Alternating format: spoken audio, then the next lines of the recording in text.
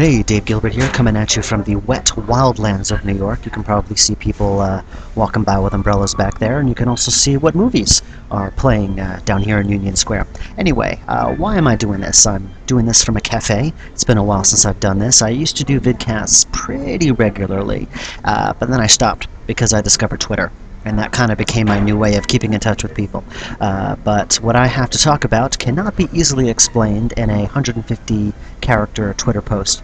So here we go. About a month ago, month and change, I gave a presentation on puzzlebots at a New York event called Pechakucha through the it was hosted by the nycgameindustry.com website. You should check it out.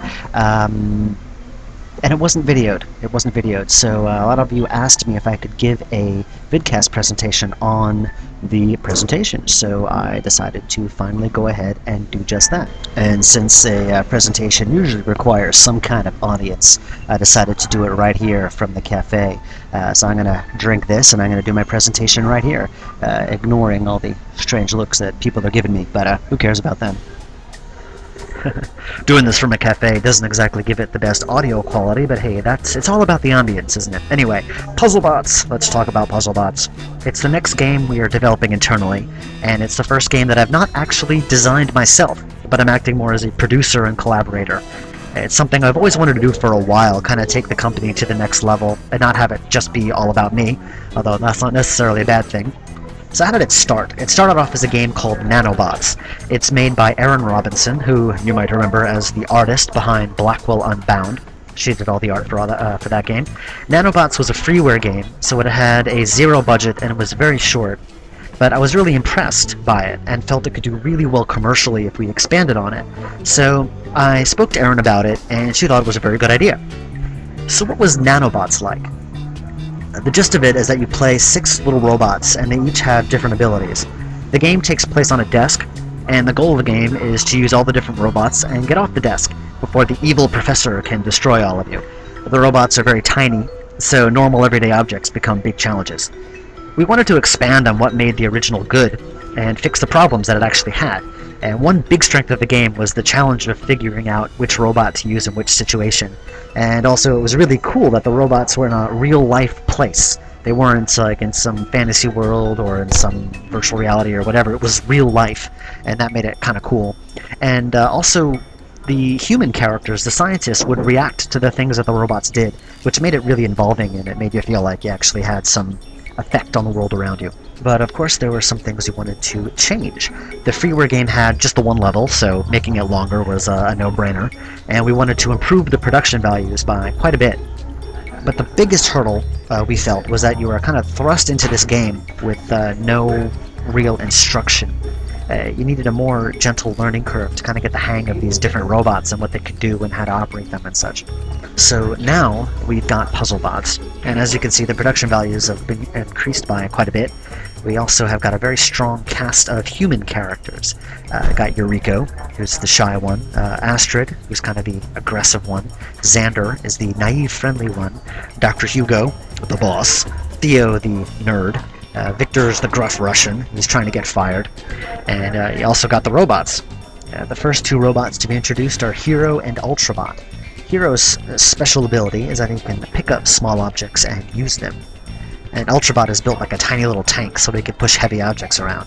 Hero is very curious and bright, and he's kind of the main character of the game. As the game goes on, we're introduced to other robots. We've got Kelvin, who's a grumpy robot with a flamethrower. You can obviously set things on fire. Evie here is waterproof, so she swims and she gets to places the other robots can't.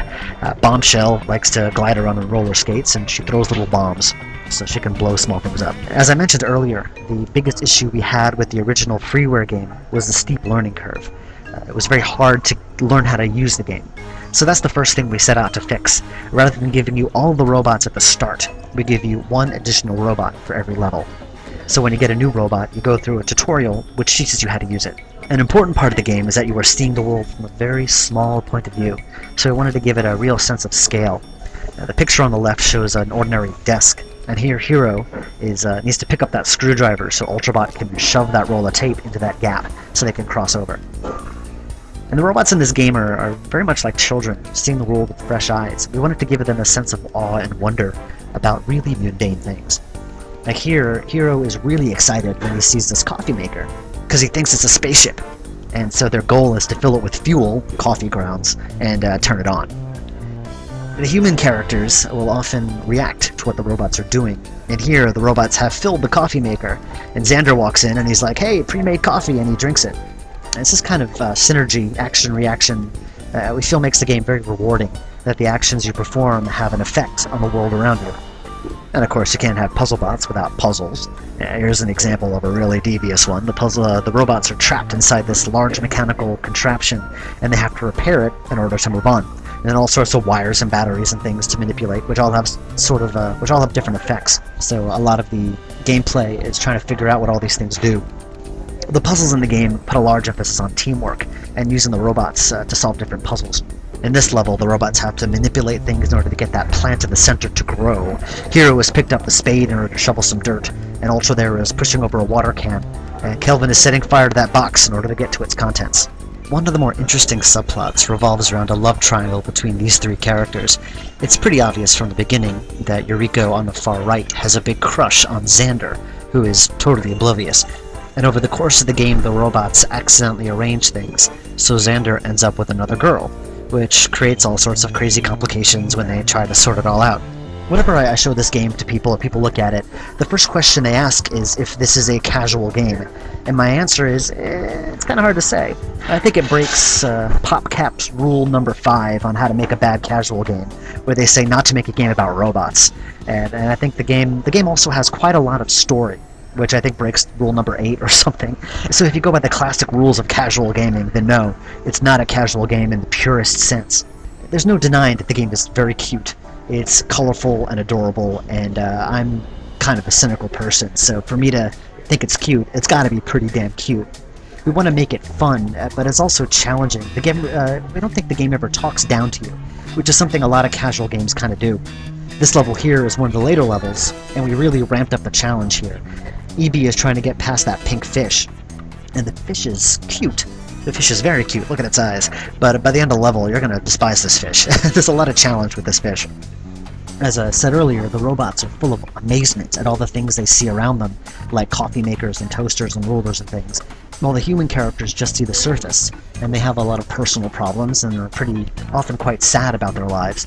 So I guess the lesson of the game is that the world is full of wonder, and you can find the most spectacular things in the smallest of details.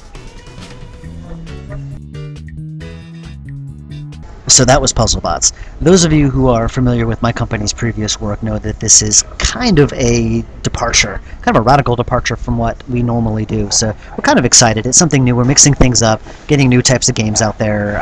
We're pretty excited about it. So it'll retail for around $15-20. Get it on the usual site when it comes out, the Wadjet Games website, and we hope to get it done by February of 2010. So cross your fingers. We know how fluid those things can be. And I recently submitted a build to the IGF, the Independent Game Festival, so we're quite eager to hear what they have to say. And that is about it. So until next time, guys, I'll probably be doing more of these, because these are kind of fun. Anyway, bye.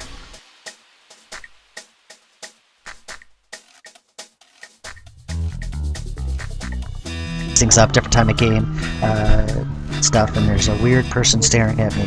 There's someone staring at me right behind me. I'm kind of creeped out.